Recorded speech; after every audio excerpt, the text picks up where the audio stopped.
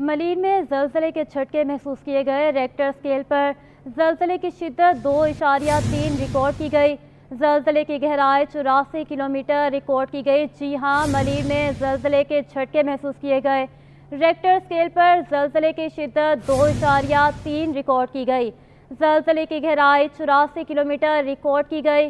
Rector scale پر زلزلے کی شدت 2.3 ریکارڈ کی گئی، جبکہ زلزلے کی گہرائی 84 کلومیٹر ریکارڈ کی گئی ہے۔ جی ہاں، آپ کو ایک بار پھر بتائیں کہ ملیر میں زلزلے کے جھٹکے، ریکٹر اسکیل پر زلزلے کی شدت 2.3 ریکارڈ کی گئی۔ زلزلے کی گہرائی 84 کلومیٹر ریکارڈ کی گئی ہے۔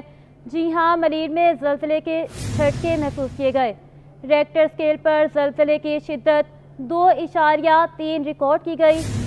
زلزلے کی گہرائی 84 کلومیٹر ریکارڈ کی گئی۔ جی ہاں، ملیر میں زلزلے کے جھٹکے محسوس کیے گئے۔ تفصیلات جانتے ہیں آئمہ خان سے۔ جی آئمہ، بتائیے گا۔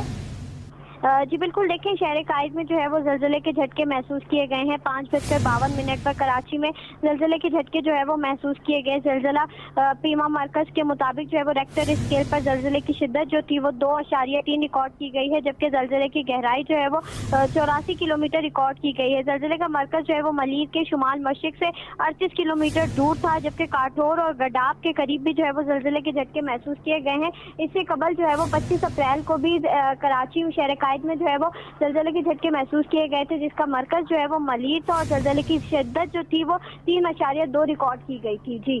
جی آئمہ، بتائیے گا کہ کیا اس زلزلے کی وجہ سے کوئی نقصان ہوا ہے؟ جی بالکل، دیکھیں اب تک جو ہے وہ اس زلزلے کے جھٹکے کی وجہ سے جو ہے وہ کوئی نقصان نہیں ہوا ہے۔ محکمہ موسمیات کی جانب سے یہ بتایا جا رہا ہے کہ زیادہ شدت کا زلزلہ نہیں تھا، تاہم شہری بھی جو ہیں وہ اس حوالے سے ڈرے نہیں، اور اس کے علاوہ جو ہے وہ ان کا یہ بھی بتانا ہے کہ اس وقت تک جو ہے وہ کوئی نقصان اس کی وجہ سے نہیں ہوا ہے۔